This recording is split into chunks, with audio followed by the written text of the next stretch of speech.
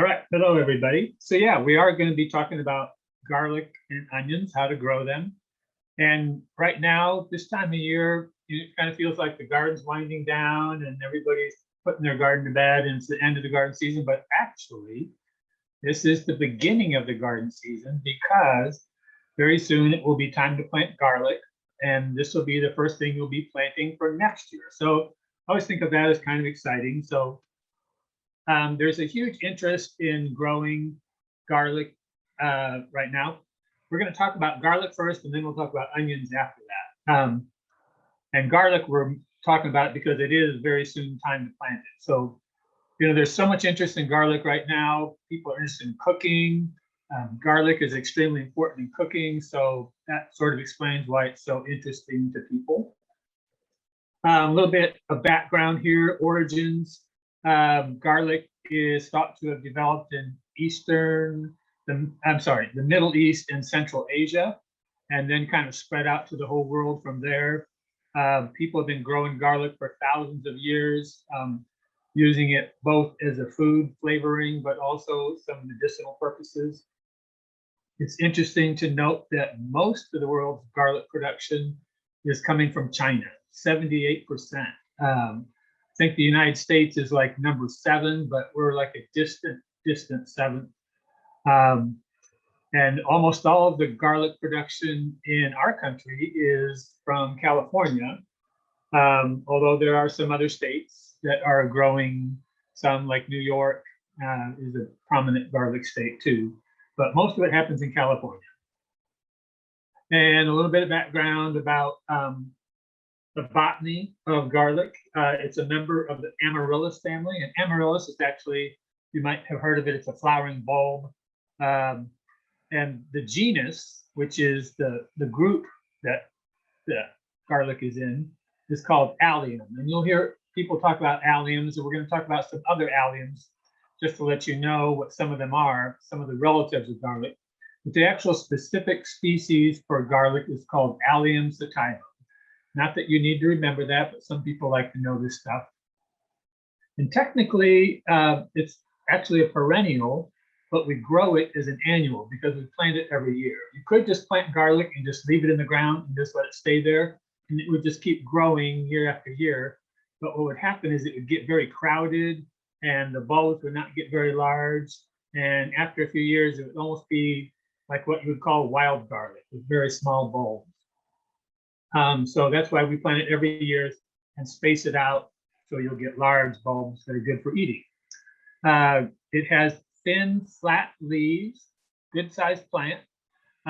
Easy to tell from onions because of the leaves are flat. And then, of course, it produces a bulb, which essentially is an underground storage structure for the plant to store food so that it can come up again next year. And then garlic is a little bit different from many bulbs in that the bulb actually divides into little sections, which we call cloves. And we'll look at that here in a minute. In fact, right in this slide, if you look on the left here, you can see a couple pictures of garlic bulbs, and you can see the indentations there. Those are the actual cloves inside there. And over here on the right is a clove that is being planted, and you can see that. So it's going to be flat on one side, and then the outside is the round part. And the important thing to know here is this pointy part. That's where the little shoot, the stalk, is going to come out to grow. And then down below, there's actually some roots. You can't see them very well. You can see them a little bit on this picture over here on the left, the little dried up roots from growing the year before. So that's why when you plant your garlic, you want to make sure you plant it with this fat side down. That's the bottom. That's where the roots are. And this is where the shoot is going to grow out from. All right, some of the related plants, the Alliums group, of course, onion, we'll be talking about that, regular bulb onions. Also leeks are part of this group. They're Alliums also. And then some people have heard of shallots. You'll see them at the grocery store. They're kind of little clump onion type bulbs that come together in a clump of 2 or 3. And they're kind of famous for cooking. A lot of people think they have really fine flavor. I personally can't tell a lot of difference between shallots and just onion bulbs when they're cooked, but some people have more refined taste buds than I do. And then there's something called elephant garlic, which is not a true garlic, but it's a relative, another allium. And it's really large and has these really large cloves and a milder taste than regular garlic. And then a couple other plants that are also alliums that people are familiar with is chives, garden chives. The regular garden chives has an onion flavor to it, and it has purple flowers in spring. And then there's another plant called garlic chives, which has a garlic flavor to it, and it has white flowers. And both of these are eaten for just the green stalk. They don't really produce an edible bulb per se. They have a very small sort of bulb, but they're really not grown for the bulb. They're grown for the stalks, and people chop them into food and use that. So, and then a couple more. There's a plant called the Egyptian onion, sometimes called the walking onion. It's a perennial onion. We have some growing in our children's garden. It actually produces little bulbs up at the top of the stalk. And then there's also some ornamental alliums, members of the onion family. That's what alliums are, members of the onion family. And some of them are grown for perennial flowers. You can see these in catalogs lots of times. And lots of times they're very large and they have very large purple flowers. So those are a few of the relatives. Talking about the life cycle of garlic, it's a little bit different. It's a cool season vegetable, which is not unusual, but even for cool season vegetables, it's kind of different because generally a cool season vegetable, you'll plant it in early spring and then you'll harvest it by, the end of late spring or early summer. But garlic, you actually plant it in the fall. So this is pretty much different from every other garden plant that you're going to do in that you're planting it in the fall and it's going to go over the winter and then grow the next spring. So in the fall, think of like people plant tulip bulbs, daffodils. This is a bulb also. So you're planting this little section of the bulb, the clove, in the fall. And it's actually going to start growing. The roots will start coming out and getting the plant established. But then the top is going to stay dormant until spring. Sometimes the tops will sprout. That's not necessarily a good thing. In fact, it can take some of the energy away from the plant. So we try not for that to happen. But ideally, it won't actually sprout until next spring.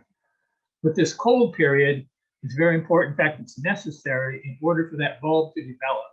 If you wait until late spring and just plant this clove next spring, say in April or May, it won't have enough time, won't get enough cold, and at the end of the season, you'll have a plant that will be exactly the same size as what you planted. Whereas these that are planted in the fall will get bigger and make a full-size bulb, and eventually it can be divided into cloves. So, all right, so the other part of the life cycle is in spring. After it's been sitting all winter and starting to warm up a little bit outside, you'll start to see little green sprouts.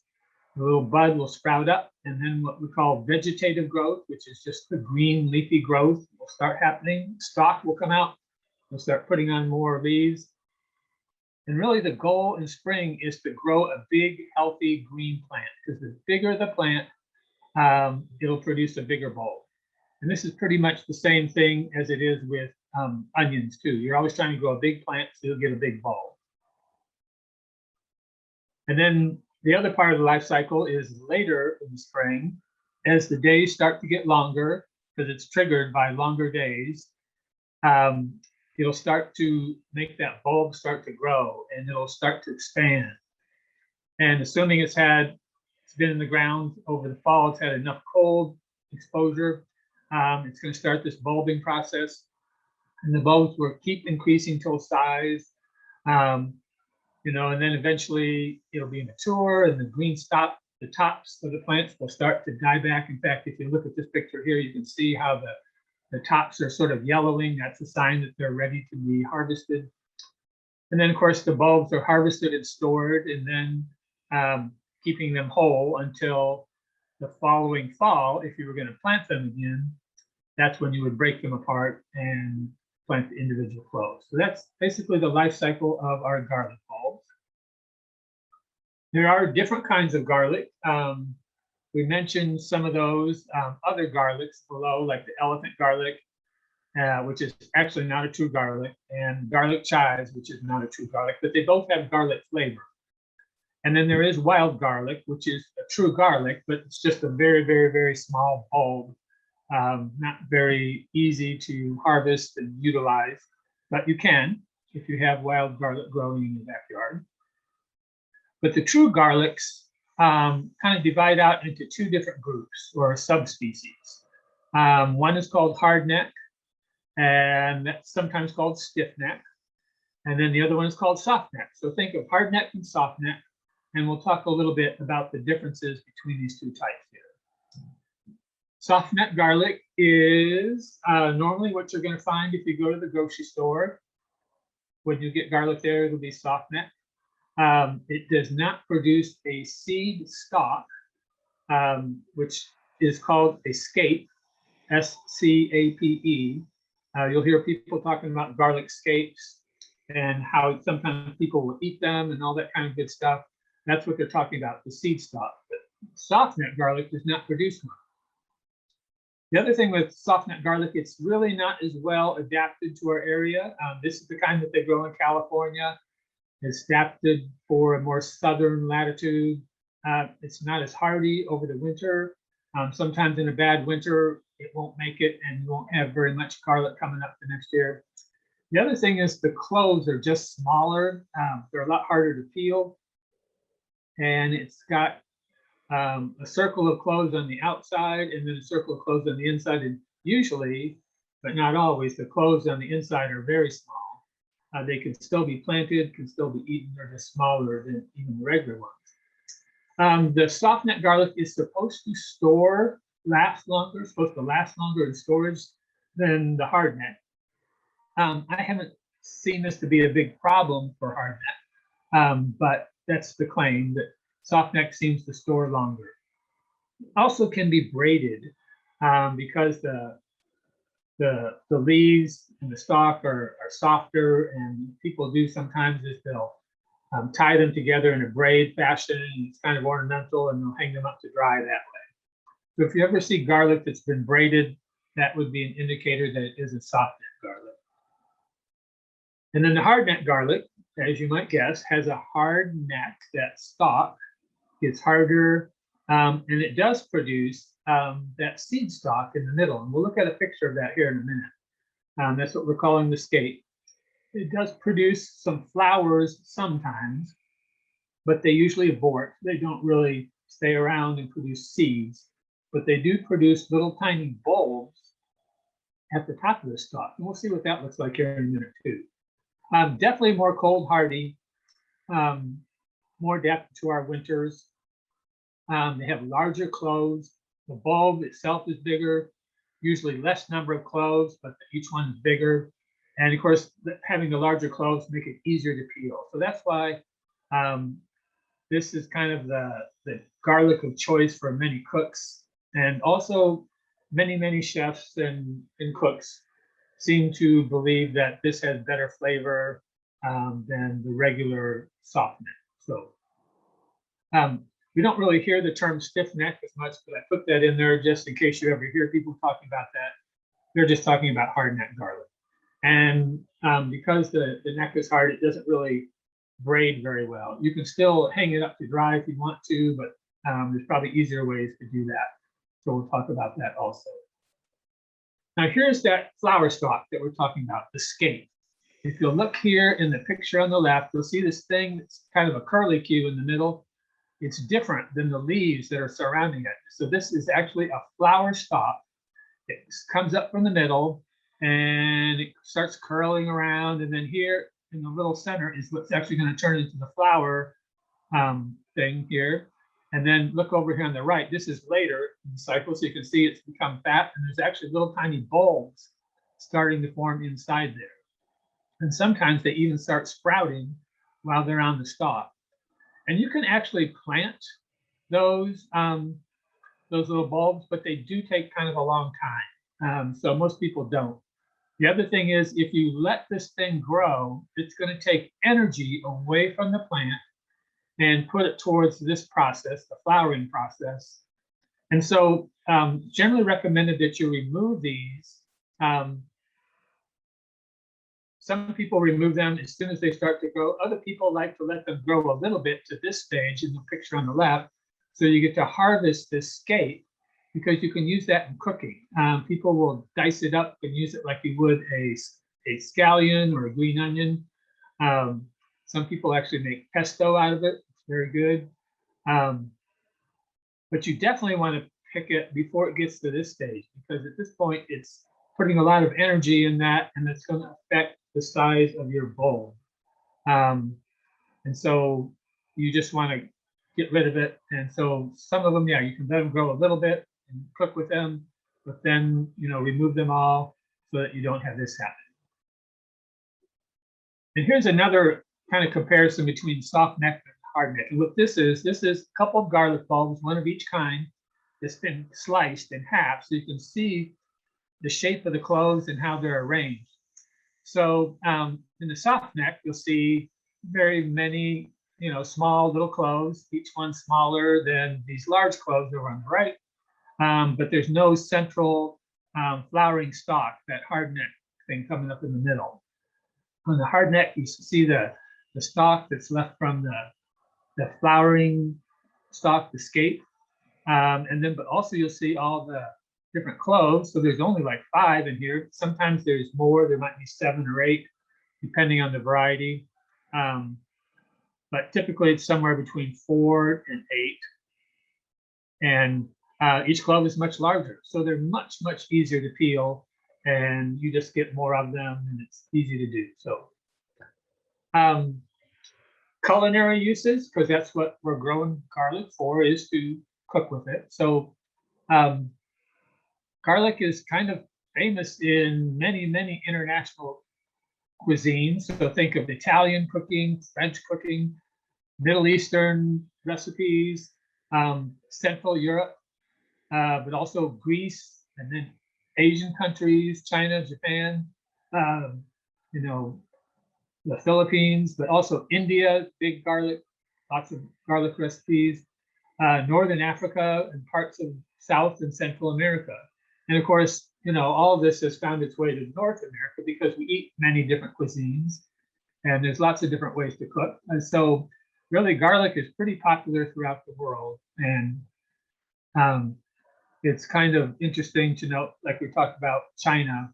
So China, because it grows so much garlic, obviously for its own population, but they send garlic all over the world. So if you actually go to a grocery store, you're probably actually buying garlic that was grown in China. So garlic's a little bit different in that you generally don't just eat garlic by itself. Some people might, but people don't generally just say, I'm just going to, fry up a bunch of garlic and eat it. Generally, it's used as a condiment, a flavoring, an ingredient to flavor other dishes. And so many, many recipes call for garlic. And, there's almost any savory type recipe, you could probably add garlic and just add a variation, and it would add flavor to it. So very, very popular. The medicinal or medical uses for garlic have, people have been using it as a medicine for literally thousands of years. And there's historical records way back in BC, 6 BC in India. There's lots of herbal recipes and home remedies. Like they'll say, oh, garlic is good for curing cold, or, if you have arthritis, or many, many things. There are some actual antibiotic and antibacterial and antifungal properties with garlic. And, there has been talk for some time that, garlic might play a role in preventing certain kinds of cancer, and might help to lower blood pressure. And so those are things that people are interested in. They've done some studies recently, and they haven't actually found real strong. There's some reduction in blood pressure, if you have high blood pressure, but it's not like a major thing. So that certainly would not be something you want to rely on alone.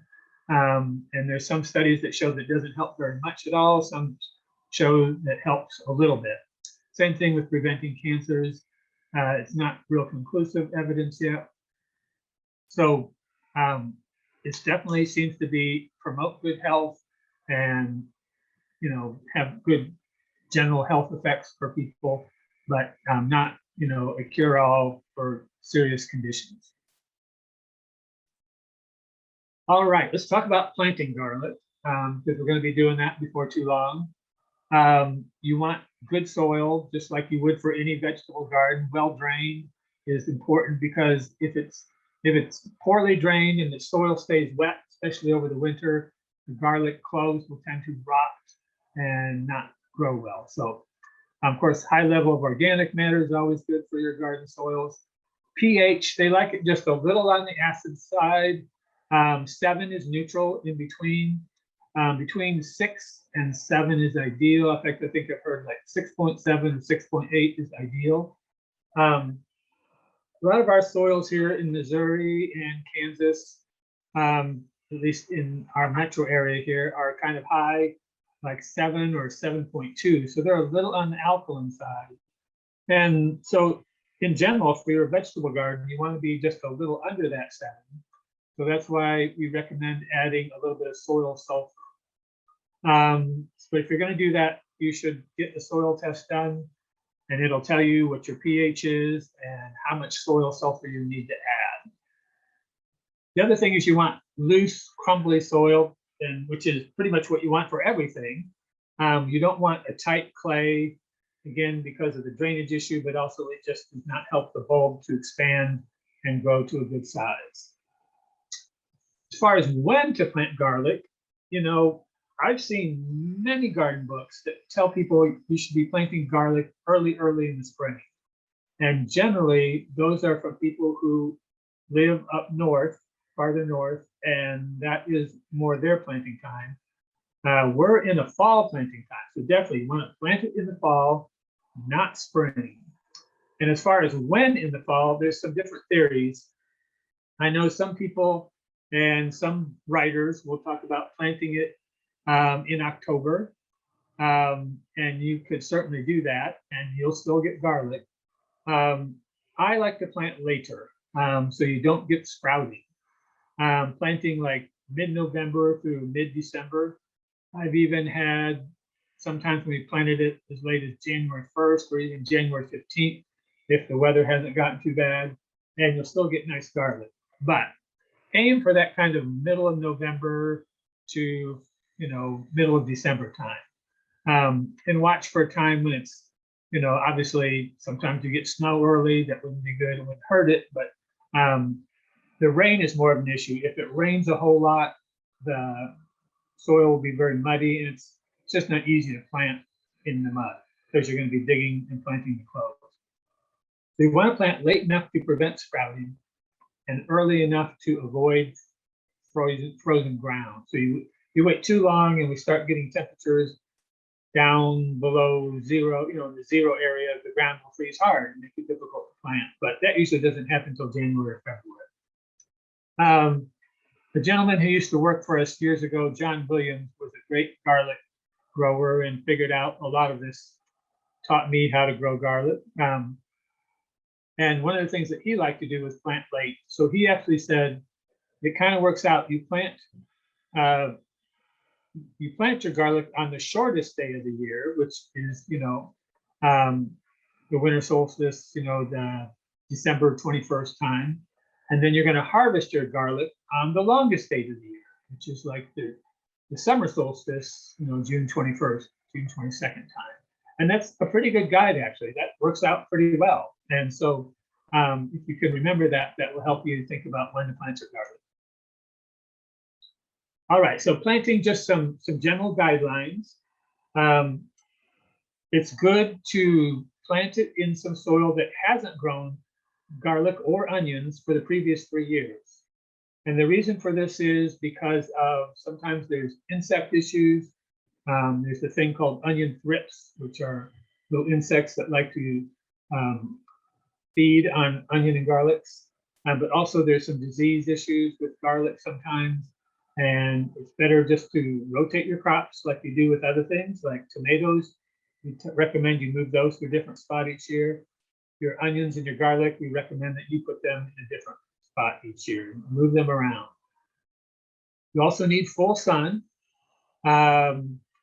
Garlic does not like to grow in the shade. If you don't grow in full sun, you won't get as big bulbs, but you could probably still if you had some partial sun. You want to plant large cloves because the large cloves will produce bigger bulbs. If you're planting softneck garlic, only plant that outer circle of cloves. Typically, they're the larger ones. And of course, as we talked about planting depth, well, you're going to plant the tips up. Like remember, the tip is up and the root will be down. Even if you can't see the roots, it'll be the bottom, the base of that.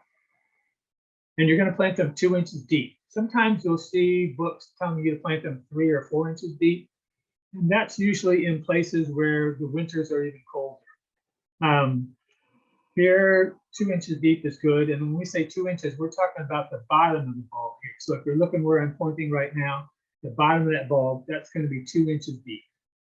So, and as far as planting distance, generally recommend you plant them somewhere between 4 inches apart and 6 inches apart. If you're a beginning garlic grower or you just have lots of room, in a raised bed, you can put them 6 inches apart.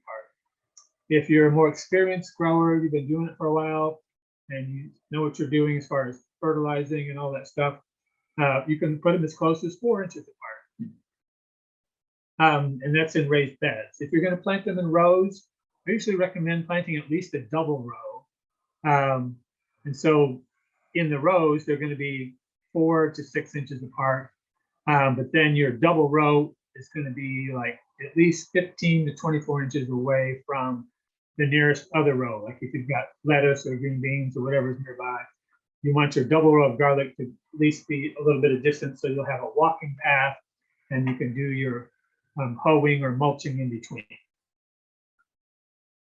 As far as overwintering care, you don't need to do a lot, but sometimes we have a really dry period in the winter.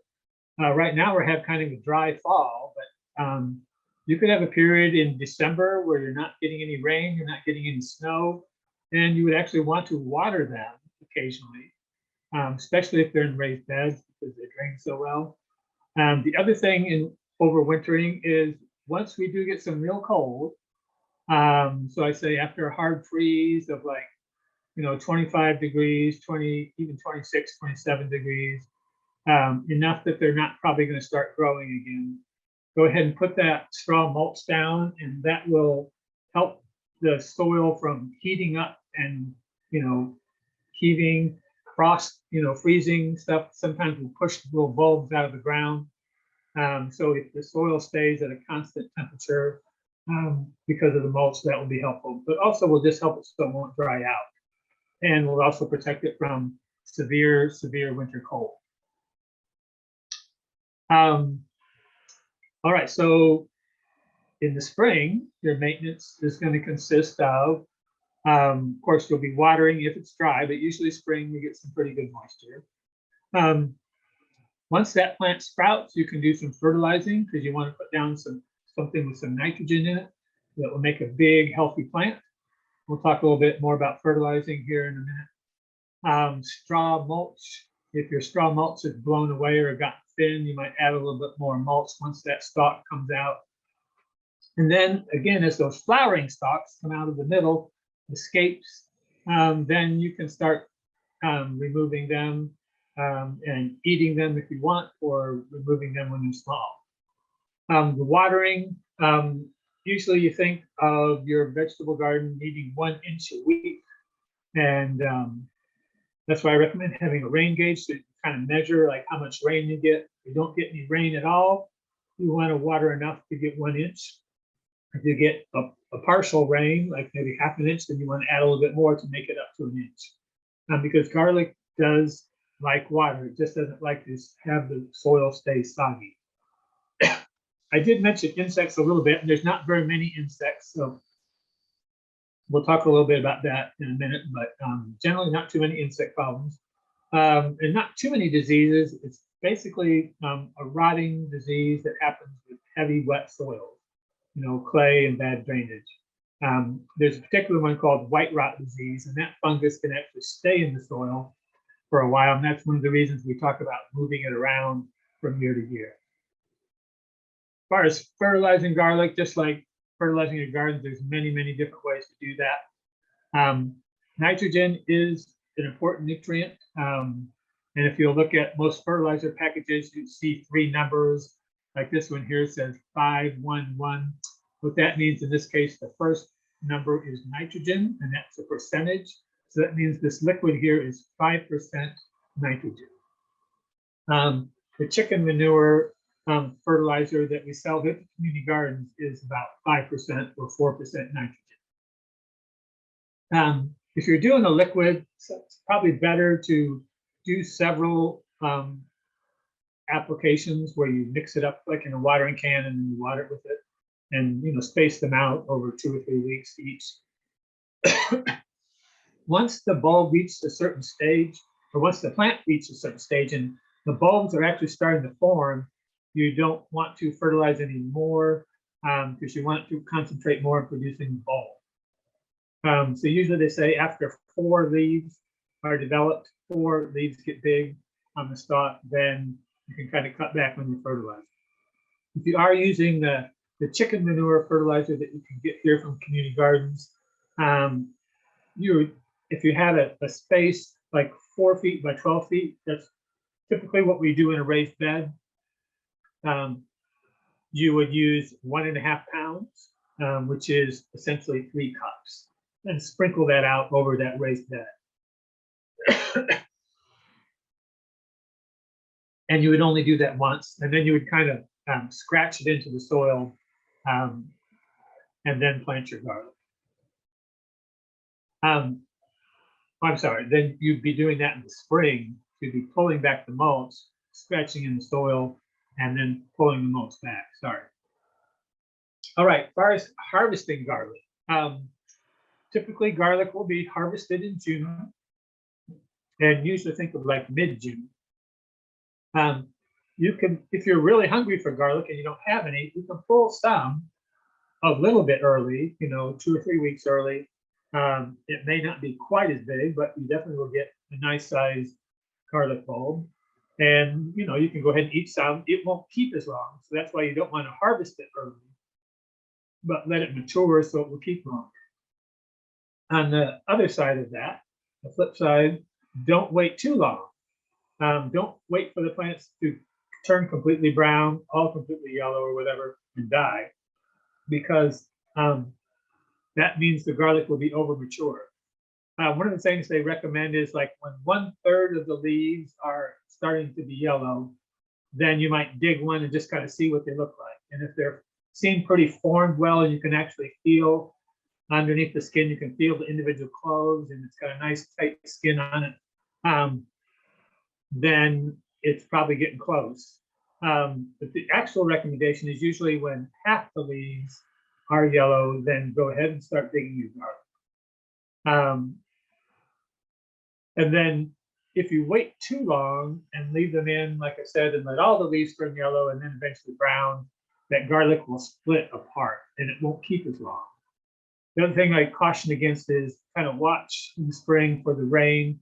Try and avoid, harvesting soon after the rain, because it's just going to be muddy and your garlic will be messy, and you don't want to have a whole bunch of mud in the garlic. And you really don't need to dig them. You'll just be able to pull them out by hand, assuming that your soil is not real dry. You should just be able to pull them gently out and harvest them that way. So here is a couple other pictures talking about garlic that's been left in the ground too long. You look at the picture on the left. See how those cloves are starting to break apart like that? You can see how they're separated, the paper is splitting the skin, and they're starting to separate out like that. One up above it, I think, is an elephant garlic. So that's garlic that's been in the ground for a little bit too long. It's not bad to eat. It may not keep as long. This isn't like real bad. Sometimes this thing's completely split apart and breaking apart. But really what you want to do is be together, but you can still feel the individual bumps of the clove inside. So the picture on the right is the proper maturity, harvested at the right time. The other thing is when you harvest your garlic, you're going to trim the tops like to 1 inch, but you're not removing any skin. And then you're going to trim the roots off short, like a 1/4 inch, and that will help your garlic to dry out properly. As far as storing, garlic generally stores pretty well at room temperature, for several months. 60 degrees to 65 is good if you have a cooler room like that.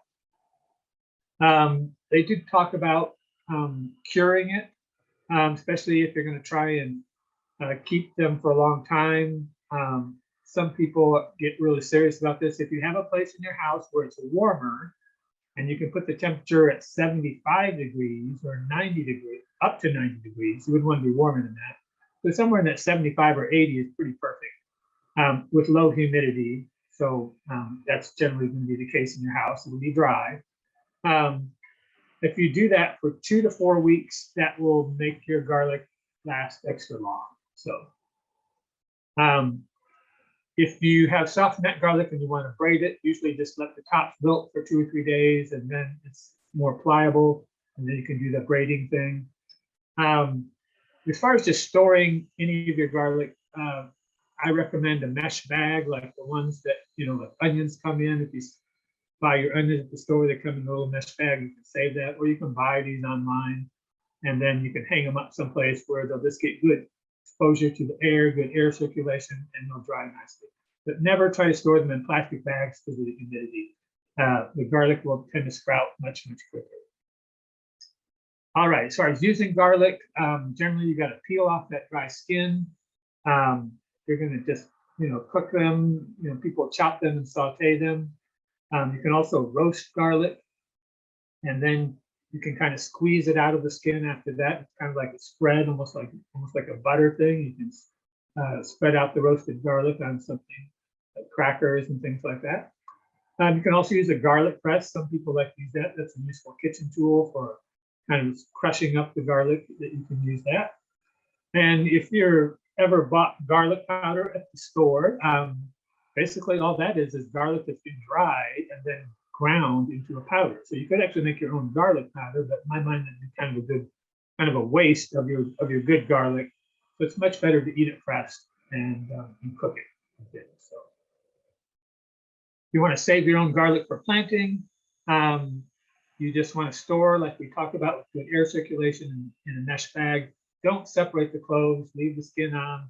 If you see any of your garlic look like it's starting to sprout, go ahead and eat it quickly. You're ready to plant the biggest, healthiest cloves that you see. If you're doing the hardneck garlic, 1 pound of garlic bulbs that you buy, like if you're buying it from us, will produce 4 to 6 pounds of garlic. So it's a good return. So once you get your own garlic going, you don't really need to buy anymore. If you take good care of it, keep planting your own. And then again, remember on the softneck, don't plant the very small cloves. If you're going to buy garlic, I don't recommend just buying garlic at the grocery store, because typically you're going to get softneck and it won't be well adapted for our climate. It may not make it over the winter well. Also, sometimes store garlic is treated with a chemical so that it won't sprout. So this would not be good for planting. There's lots of catalogs where you can order all different kinds, and some of them are very colorful and have wonderful names, different varieties. There's a lot of heirloom garlic varieties out these days. Some of them are better than others. Anyhow, there's lots of varieties you can order through the mail or online catalogs. I do recommend you order early if you're going to do that, because they tend to sell out, and that happens here at community gardens sometimes. All right. Real quick, common mistakes. Planting in the spring, wrong time. You're supposed to plant in the fall. Planting upside down. The garlic will still grow. It just is harder because it's got to curve around and come back up. If you plant too early in the fall, the garlic will sprout and use up some of the energy of the bulb. And then, of course, if you have a drought and you don't water, your plants can suffer a little bit. They're not going to die, but they just won't be in good shape. And then, of course, in the spring, if you don't do any weeding and you let the weeds take over, garlic does not compete well with weeds. And if you wait too long to harvest. So these are all the things you want to avoid doing. The keys to success are just kind of the opposite of this. You're planting at the right time. I do recommend planting hardneck over softneck. I think you'll just be much happier and enjoy your garlic growing experience much more. Planting in good soil that's well drained. That's why raised beds seem to work so well at the proper depths and the proper spacing. And then in the spring, and then mulching over the winter, and then making sure your mulch stays on in the spring. And then doing some fertilizing so you'll get a big plant and removing those seed stalks, the scapes, making sure throughout the spring that you're getting enough water and keeping those weeds under control, and then harvesting in the proper stage. Those are all the keys to success with garlic. If you want to look at this later, get the file sent to you, you'll have all this information available at your fingertips. So that is garlic, and now we're going to talk about onions. And so onions and garlic together are just a great combination.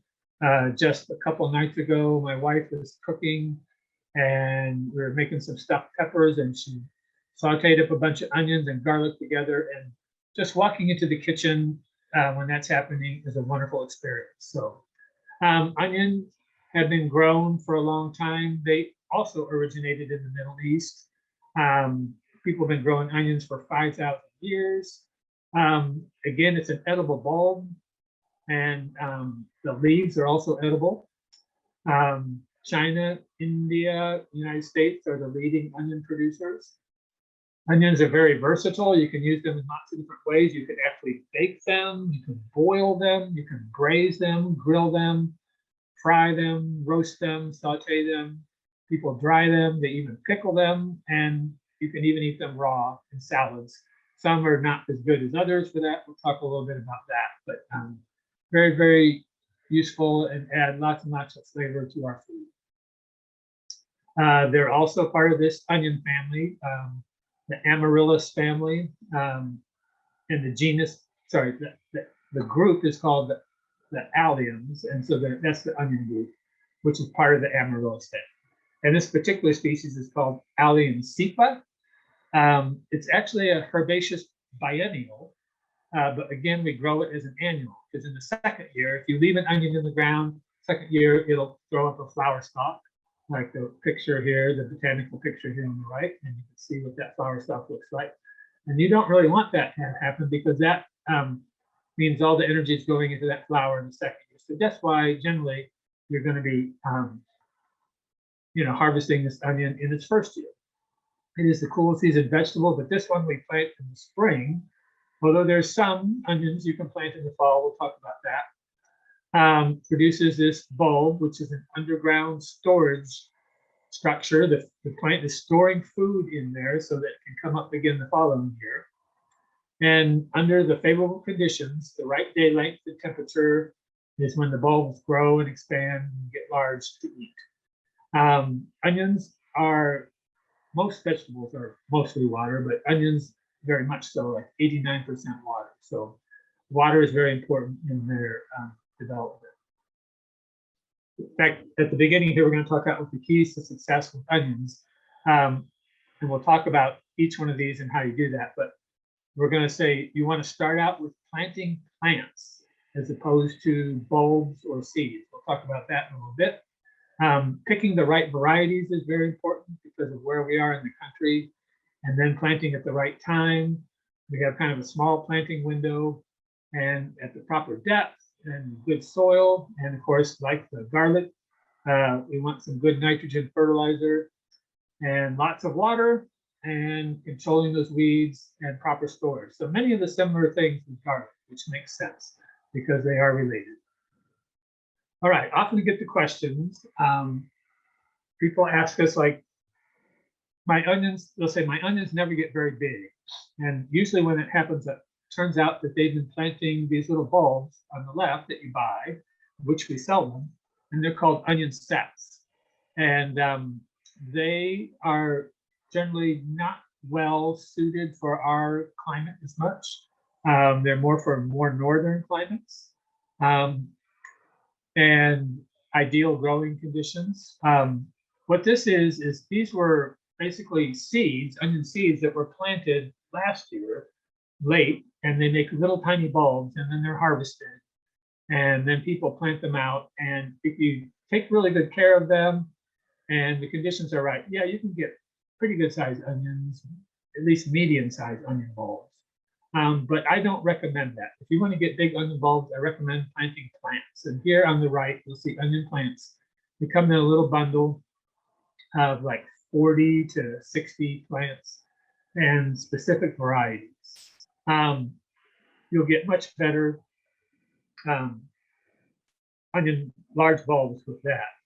And then of course seeds, you'll see at the grocery store or the nurseries, you know, packages of onion seeds. And we just don't have a long enough climate to plant the seed and have it actually grow into a big onion bulb. You can get nice green onions, but it's actually easier to get green onions just by planting these little sets here on the left. That's what I recommend those for. It doesn't matter whether they're white or yellow or red, they all will make nice green onions, scallions, and just be really, really good for that purpose. So here's your two options. If you're going to plant onions, you're either growing them for big bulbs or for the green onion scallions. But I actually like to grow both types. So that's why every year I buy some of the little onion sets, the little bulbs we saw on the previous page, and use those for green onions. And then I buy the plants for getting the big bulbs. And that's how you get those wonderful looking onion bulbs.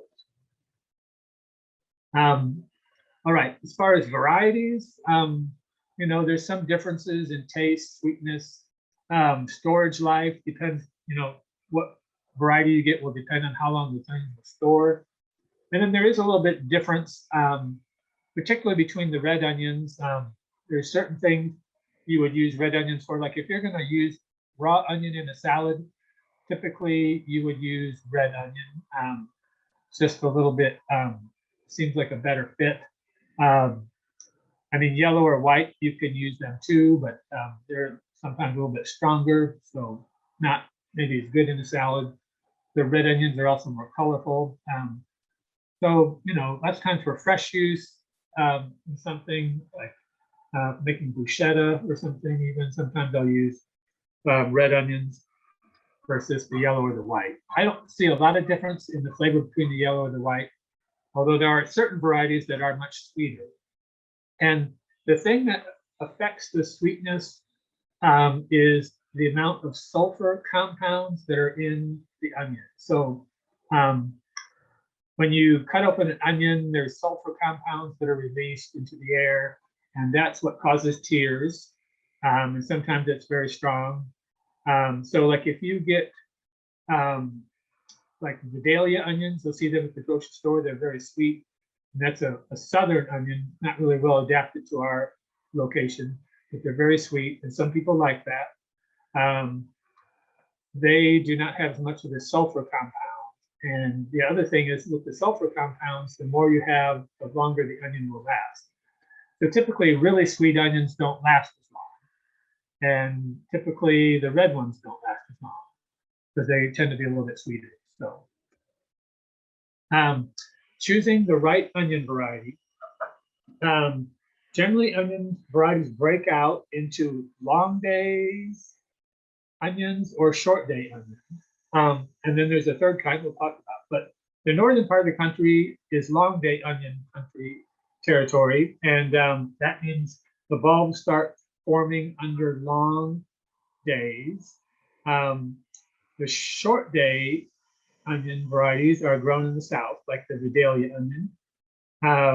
And they start bulbing under short day length conditions. But we are kind of here in the middle in this different green zone. So we're here, you know, right on the edge here, Missouri and Kansas, and we're in the intermediate day length. And so what we want are what is known as day neutral varieties. And there's 3 main varieties, and you can buy these in catalogs online. These are the most popular onion varieties for our location and much of this whole part of the country in this intermediate day length. So there's 3 varieties, 1 white, 1 yellow, and 1 red. And we carry these at the community gardens. You can buy them online if you want in the spring. So the one that I recommend the most is Superstar, especially if you've had a hard time getting big onions, this one seems to be the easiest to grow to get big onion bulbs. It's day neutral. It's the only white onion variety that ever won the All-America selection, which is a very prestigious award. And what that signifies is that it can be grown in all parts of the country and does really well for everyone. So it's a good choice, especially if you've just had difficulty getting big onions. It's moderate sweetness and it has a moderate storage life, 3 to 5 months. I've actually had some that will keep quite a bit longer than that, but that's average. But it's a really, really good onion and it's a beautiful onion. Another variety of the day neutral type is Candy, and it's a yellow onion, also day neutral, has pretty large bulbs. It has a moderately sweet flavor, not super sweet, but also not just super hot, spicy. Has a longer storage life, 5 months and longer, has strong root system, and it's fairly disease resistant. And then there's a red variety called Red Candy Apple. It's also a day neutral variety, a little bit shorter storage life because the reds do not keep as long. If you've ever noticed that in the grocery store, you'll see sometimes the reds are the ones that sprout the first. And also they tend to be more expensive because they don't store as well. So a little bit more. So a little bit sweeter flavor and a good size for a red onion, medium, 3-inch size, sometimes larger. And it has a really nice, good red color, especially when you slice it open, you can see all the purple and white layers, very pretty. As far as planting onions, the timing is extremely important. So when you get your onion plants from the community gardens or order them through the mail or whatever, it's going to be somewhere between late February. Oops. Okay, wait a second. There's a little bit. Sorry. This is for planting green onions. Part of my screen is cut off. This is for planting green onions for scallions. Sorry. We'll talk about the bulbs here in a minute. So pretty much you can do them anytime, but usually the green onion bulbs, the little sets, are only available in the spring. But what I like to do is buy extra and keep them in the refrigerator, and then you can plant them throughout the season. So you have a steady, successive growth of green onions because you'll plant some and then you'll eat them and plant some more. So I recommend, if you really like green onions, which I do, planting some every 2 weeks. Just like every couple of weeks, you might buy some from the grocery store, and you can continue to have them all spring. Even though it's a cool season vegetable, the little bulbs will do okay during the summer and will make nice green onion scallions. So pretty much anytime February through October. And the other thing is you can plant them really close together because you're not going to let them grow into a big bulb.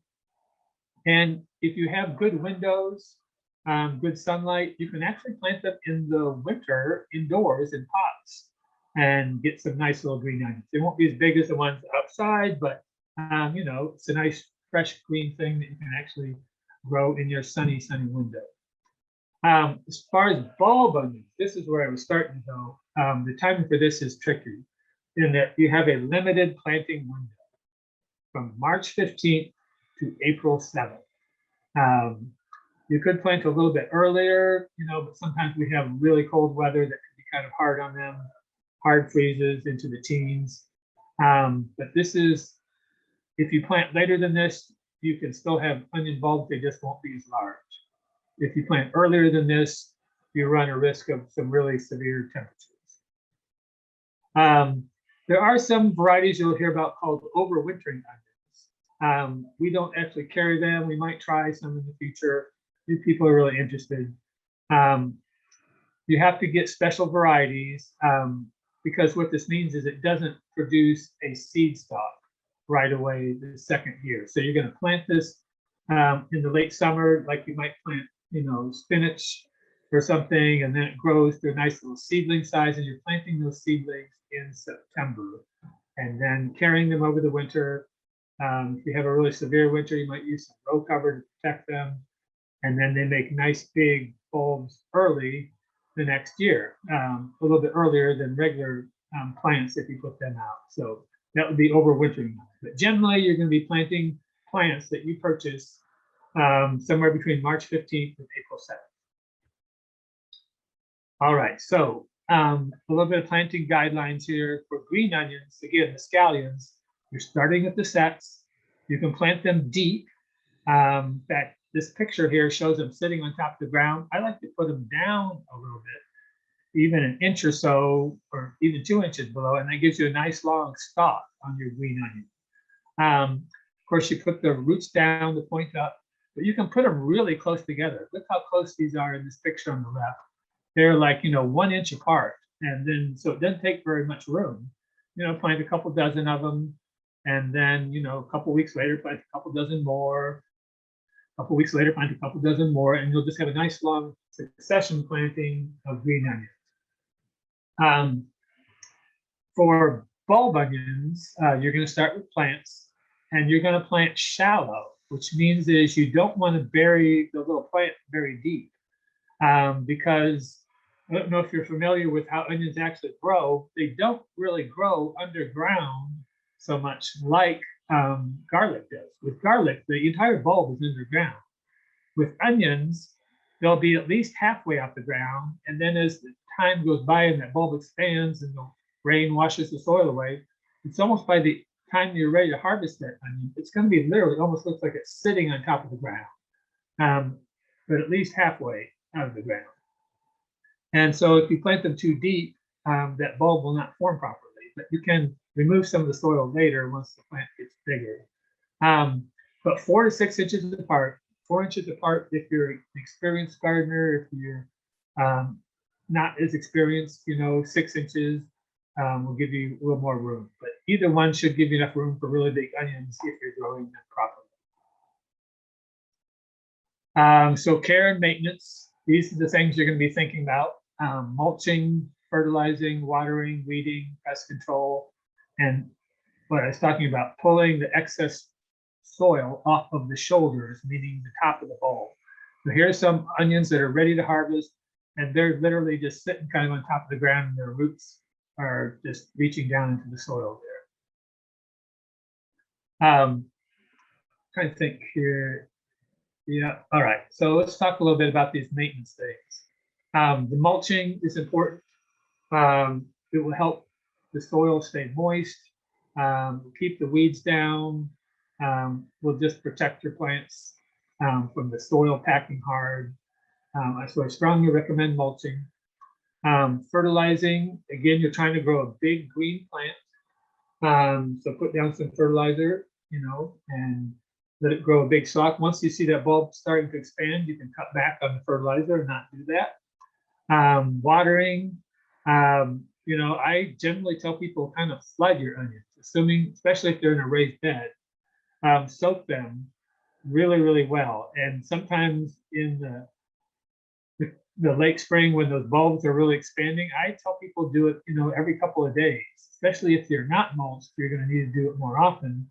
But in any case, water frequently. Don't need to water super deep because the roots don't go down real deep. But just lots and lots of moisture to help those onion bulbs expand. And then, of course, controlling bugs, we'll talk about that in a minute, and pulling back that soil. The main insect problem that we have is something called thrips. They're little tiny creatures, you can hardly see them, but if you've ever looked at onion leaves when you've harvested onions and you see kind of yellow blotches like this in this stalk here, that's caused by the feeding of thrips. And we talk about that in our insect class, which you can access online. You can go back and watch that sometime over the winter if you want, or wait till next year. But thrips are little sucking type insects, very small, and they weaken the plant if you get enough of them. They don't actually affect the bulb so much because they're basically sucking on the green leaf. The other thing that can happen is disease. If you have poor drainage and the soil stays wet all the time, it's thick clay, there's no place for the water to go, then the soil can rot. And this just usually happens when you get way too much rain and the soil doesn't drain well. So I do recommend using raised beds because you'll have much, much better drainage. but not a lot of insect disease or insect or disease problems with onions, which is good. As far as harvesting onions, the timing, um, it's not so much waiting for the onions to all go yellow, as what happens is at a certain point they start to fall over. And they usually say like maybe when half your onions have started to fall over, that is a good time, to harvest. Sometimes I'll hear old time gardeners telling me that they actually like to break the stalks so that the onions will dry out. And you can do that, but I just let the plant start to do that naturally, and then you'll know more of its time. If you do it too early, the bulb is still expanding. So anyhow, when you're ready to harvest, some of the tops are falling over. The bulb has expanded to a nice size. At that point, once the top falls over, that bulb is not going to get any larger. And they're easy to pull by hand because they're sitting up on top of the soil. And it's better if it's not super muddy because you don't want to have too much mud on the bottom. But it's nice if they're a little bit dry.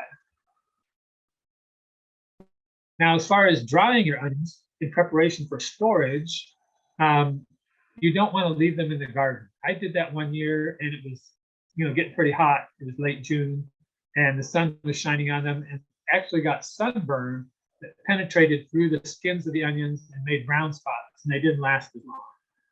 So, you can let them dry maybe for a day or so out in the outside, but I would not keep them out too long because you don't want them to sunburn, especially if it's very hot.